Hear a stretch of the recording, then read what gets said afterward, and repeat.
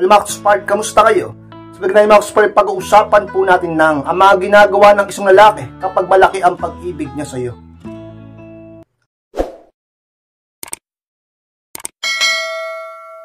At kung handa na kayong lahat ay magsara po tayo at muli, be inspired!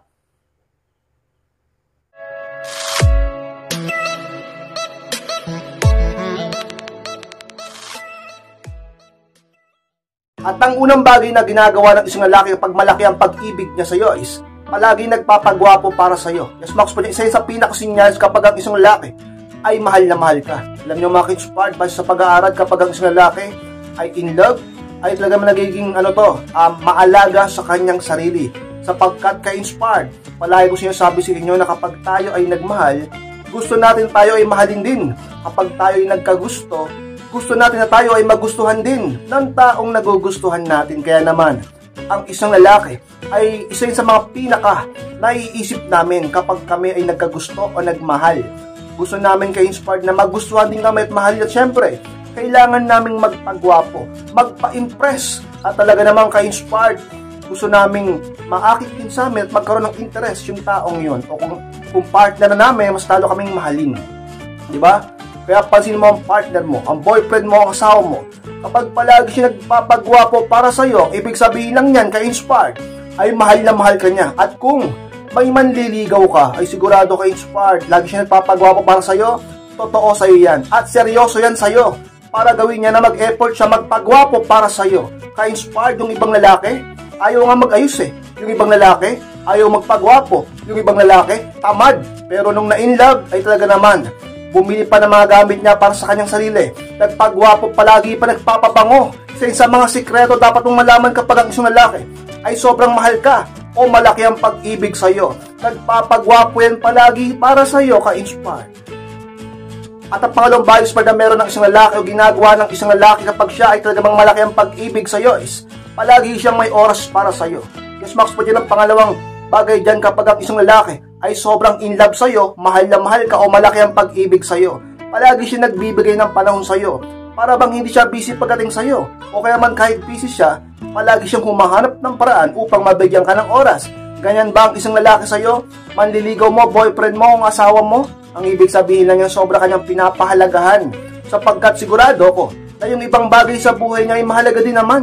Tulad ng trabaho niya, mahalaga yon. Negosyo niya, mahalaga yon. Sarili niya, mahalaga yon. Pero dahil pinapahalagahan ka din niya, ay sigurado ka-inspired magbibigay ng mahalaga niyang oras para sa iyo. Sapagkat ka-inspired, sigurado ko malaki ang pag-ibig niyan sa iyo. Dahil yung ibang lalaki, kahit pa sabihin natin kayo na diba? Minsan, binabaliwala ka, o kaya man kinakalimutan ka, sabihin natin mahal ka niya, pero hindi ka niya sobrang mahal. Real talk lang. Dahil kung sobra kanyang mahal, sigurado ka-inspired. Palagi yung mag-e-effort na kausapin ka.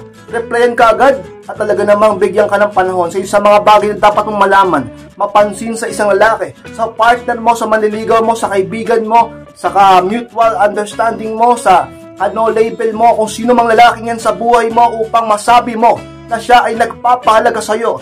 Palagi kanyang binibigyan ng panahon, palagi kanyang binibigyan ng oras niya, palagi niyang gusto kang makausap, makita, makasama, lahat ginagawa niya para sa iyo, ka-inspired.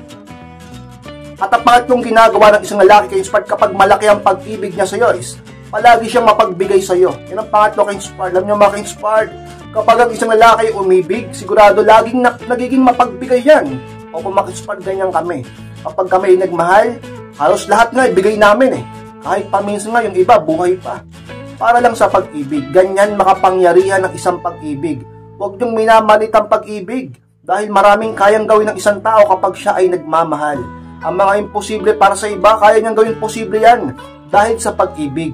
Kaya naman ka-inspired kapag ang isang lalaki ay talaga namang sobrang malaki ang pag-ibig niya sa iyo. Ang isang mga sikreto na dapat mong malaman, dapat mong makita ay napaka mapagbigay niya sa iyo. Yung iba nga tamad nung una Yung iba walang trabaho, walang pera, pero gumagawa ng paraan dahil ayaw niyang mapahiya doon sa partner niya o doon sa babaeng nililigawan niya. At gusto niya na meron siyang pantustos sa sarili niya, sa pamilya niya, at lalo na sa babaeng minamahal niya. Di ba ka-inspired? Yung iba nga nangungutang pa Yung iba nga kahit wala, gumagawa ng paraan para matulungan ka lang. mapagbigay sa'yo, generous sa'yo, ka-inspired. Sa mga bagay na dapat mong mapansin sa kanya. Ganyan ba ang partner mo sa'yo? Ang boyfriend mo, ang asawa mo, ito na mapagbigay sa'yo. Hindi lang sa lapi, hindi lang sa material na bagay, kundi pati sa oras niya, sa pag-ibig niya, sa pansin niya, sa attention niya. Talaga naman sa lambing niya ay mapagbigay yan sa'yo. Sa lahat ng bagay, mapagbigay yan sa'yo. Hindi siya nagdadamot sa'yo, hindi ka niya tinitiis, at mas lalong hindi ka niya talagang sabihin nating binabaliwala. Ka-inspired sa mga bagay na dapat mong makita upang masabi mo ng isang lalaki yung partner mo, manliligaw mo, ay talagang mahal ka. Malaki ang pag-ibig sa'yo. Palagi siyang gumagawa ng paraan para mapagbigyan ka, bigyan ka, at talaga namang ka-inspired suklian ang lahat ng pinapakita mo rin sa kanya. At ang pang-apat na bagay na ginagawa ng isang lalaki pag malaki ang pag-ibig niya sa'yo is sinisikap niya palaging pasayahin ka. Yan ang pang-apat ka-inspired. Alam niyo mga ka-inspired, talagang ganyan talaga ang isang taong nagmamahal o umiibig ng sobra. Gumagawa tayo palagi ng paraan upang mapasaya yung tao na iniibig natin. Minsan nga, kahit sarili nating kagustuhan, tinatanggihan natin. Sarili nating kakasayahan, kinakalimutan natin, sinasakripisyo natin para lang mapasaya yung taong mahal natin.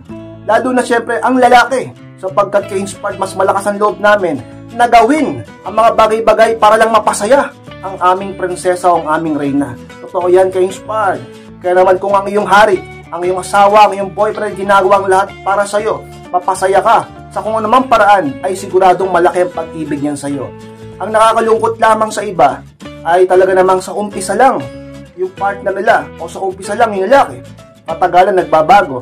Pero syempre lahat naman ng bagay ay may dahilan. Kaya, huwag kayong mawalan ng pag-asa. Kung sakali man na ang partner mo ay nagbabago sa'yo, huwag kang malungkot. Sapagkat, ganyan naman talaga ang relasyon eh. Minsan, maraming problema. Minsan, okay kayo. Minsan, hindi. Minsan, masaya. Minsan, malungkot. Ganyan talaga ang buhay. Anong gusto nyo? Lagi na lang bang sabi natin, yun ang gusto nating lahat. Laging okay. Laging masaya. Pero hindi ganun ang buhay eh. Tanggapin natin na sa buhay na ito, sa buhay pakikipagrelasyon, hindi palaging okay. Dahil lahat ng tao ay nakakaranas o nakakaranas ng pagsubok. Palaging merong problemang dumarating. O halimbawa sa pag-iibigan nyo, katatapos lang ng isang problema, may bago na namang darating na problema sa inyo. Pero ang pinakamahalaga ay huwag kayong susuko. Magtulungan kayo at sana huwag bibigay ang isa sa inyo upang hanggang dulo ay magtagumpay kayo.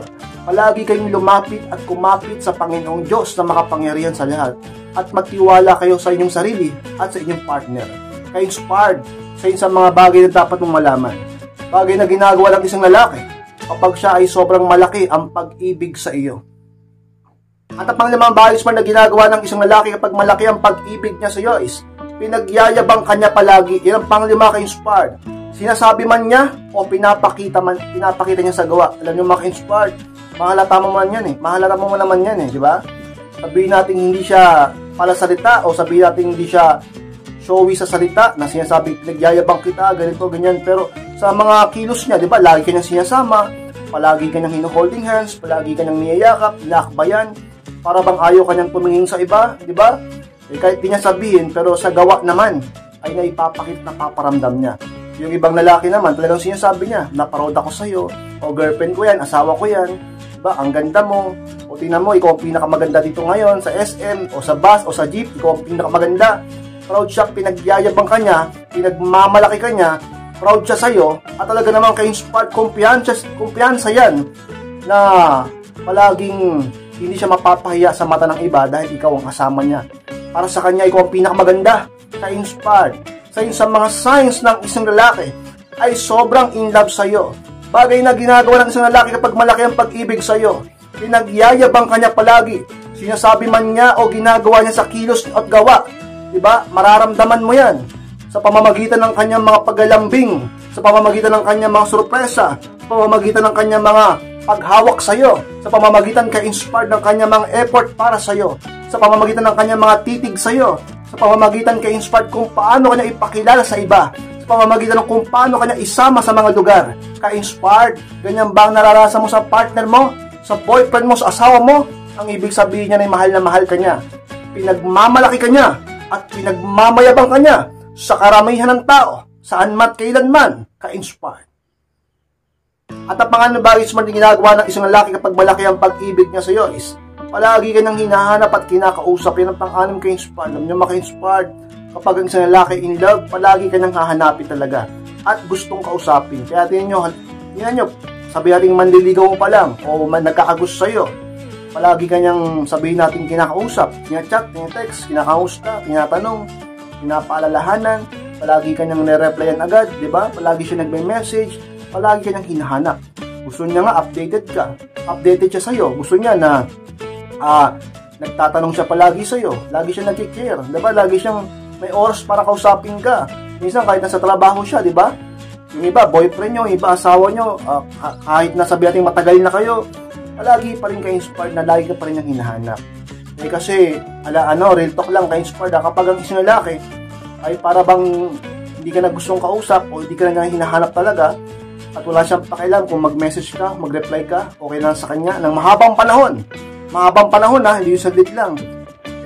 Mag-isip-isip ka. Dahil sigurado ako bumaba ng attraction at ang interest. Let's say sabihin natin 1 taon na siyang ganon. 2 taon na siyang ganon sa'yo, na nanlalamig siya. Hindi ka na niya masyadong hinahanap, hindi ka na masyadong mini-message, ng taon na. Mag-isip-isip ka na. Pero pag mga weeks pa lang o buwan, baka may tampuhan lang kayo. Baka nagtatampo lang sa'yo, nag-away kayo, di ba? Maayos pa yan. Kaya inspired. Hindi ibig sabihin ng isang lalaki, hindi ka kinakausap ngayon. Hindi ang ibig sabihin na kung ang isang lalaki, hindi ka hinahanap, hindi ka kagad nire-reply, hindi ka mini-message, hindi ka na mahal.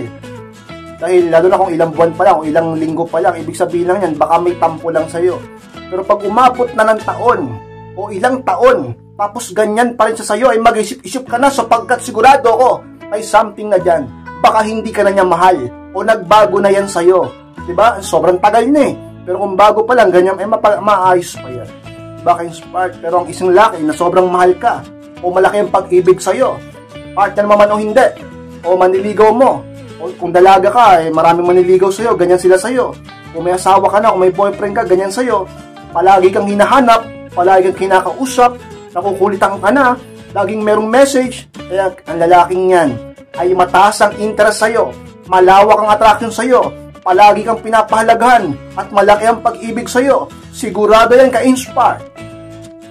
At ang pang-pitong bagay na ginagawa ng isang lalaki kapag malaki ang pag-ibig niya sa'yo is marami siyang plano para sa inyo. Yan pang-pito at pinaka-uli ka-inspired. Kung ang boyfriend mo o ang asawa mo ay maraming plano para sa inyo, sa hinaharap ay talaga namang malaki ang pag-ibig niyan para sa iyo. Sapagkat ka-inspired ang isang taong nagmamahal ay palaging iniisip kung ano ang ikagaganda ng kalagayan ng taong mahal niya.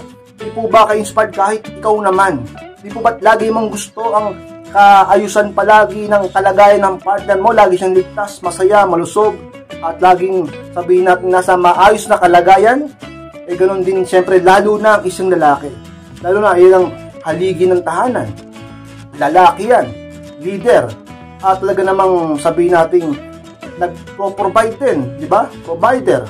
Lagi niyang iisipin ang kalagayan mo, lalong-lalo sa hinaharap. Kaya magkakaroon siya ng plano. Palagi niyang iniisip kung ano mas makakabuti sa iyo, sa inyo, sa future. Kaya inspired, ang ibig sabihin lang yan ay mahalaga ka sa partner mo. Talaga namang mahal na mahal ka niya. Malaki ang pag-ibig niya sa iyo. At kung single ka at dalaga, o wala ka pang boyfriend, wala ka pang asawa, wala kang partner, tapos may nanliligaw sa iyo, matagal manligaw sa iyo, talagang hindi ka sinusukuan, may mga plano siya, pag sinagot mo siya, seryoso yun sa iyo. Diba? Una, hindi siya sumusuko. Pangalawa, nag-iisip siya ng mga plano pag sinagot mo na siya. Ibig sabihin, mahal ka talaga. Diba? Hindi naman lahat ng manliligaw nag-iisip kagad ng plano. Ang goal lang yan, pasagutin ka kagad. So, sa mga sikreto ko upang isang lalaki ay malaman mong seryoso sa'yo. Palagi siya nagkakaroon ng plano para sa inyo. Sapagkat pinapahalagahan ka niya. At ang gusto niya ay palagi kayo maging okay. At kayo hanggang dulo. Ka-inspired. So, sa mga talaga namang ginagawa ng isang lalaki pag sobrang mahal ka niya o malaki ang pag-ibig niya sa iyo, marami siyang nabubuong plano para sa inyo. Ka-inspired. Max po lang po na maraming salamat mga ka-inspired sa pagtapos po ng vlog na ito. Gusto niyo pong kalimutan na mag-like, comment and share na rin po upang makatulong din tayo sa iba. At sa mga hindi pa po na-subscribe, ay pa-subscribe na po mga ka-inspired at click na rin po notification bell upang maging updated kayo pag may bago akong upload. Sa mga gusto magpa-coaching o magpa-advise, paki-message lang po ako sa aking Facebook at paki-chat ako, yun po yung profile picture ko, FB ko. Pakichat lang po at ako mismo magre-reply sa inyo. Siyempre hindi man po libre, sapagkat magbibigay ako ng oras, panahon at focus sa inyo. Maraming salamat mga inspired, mag-iingat po kayong lahat. Mahal ko po kayo at muli, be inspired!